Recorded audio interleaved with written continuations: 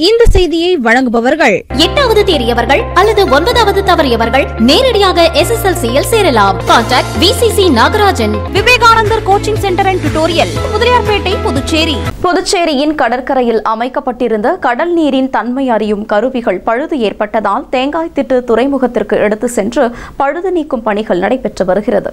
புதுச்சேரியில் கடல் நீர் கடந்த சில மாதங்களுக்கு முன்பு சிவப்பு நிறமாக காணப்பட்டது. இதற்கு ரசாயன கலப்பு மற்றும் நுண்ணுயிர்கள்தான் காரணம் என்று கூறப்பட்டது. இது தொடர்பாக ஆய்வு நடத்த பசுமை தீர்ப்பாயமும் அறிவுறுத்தியுள்ளது. இதனிடையே சென்னையில் உள்ள தேசிய கடல் ஆராய்ச்சி மையம் சார்பில் கடல் நீரின் தன்மை, கடல் அலையில் ஏற்படும் மாற்றங்கள், காற்றின் திசை உள்ளிட்டவற்றை அறிய நவீன கருவிகளுடன் கூடிய பந்து போன்ற அமைப்புகள் புதுவை கடல் பகுதியில் மிதக்க விடப்பட்டுள்ளது.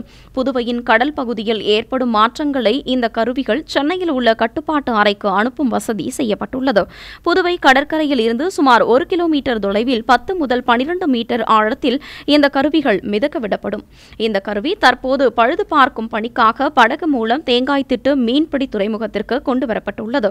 அதை பழுது நீக்கும் பணியில் கடல்வள ஆராய்ச்சி பொறியாளர்கள் ஈடுபட்டுள்ளனர். பழுது நீக்கி இன்னும் ஓரிரு நாட்களில் இந்த கருவிகள் புதுவை கடல் பகுதியில் மீண்டும் மிதக்க விடப்படும் என்று தெரிவிக்கப்பட்டுள்ளது. புதுச்சேரி உங்கள் AMN TV செய்திகளை யூடியூபில் உடனுக்குடன் காண AMN TV பாண்டிச்சேரி சேனலை சப்ஸ்கிரைப் செய்யுங்கள். பெல் பட்டனை மறக்காமல் கிளிக் செய்யுங்கள்.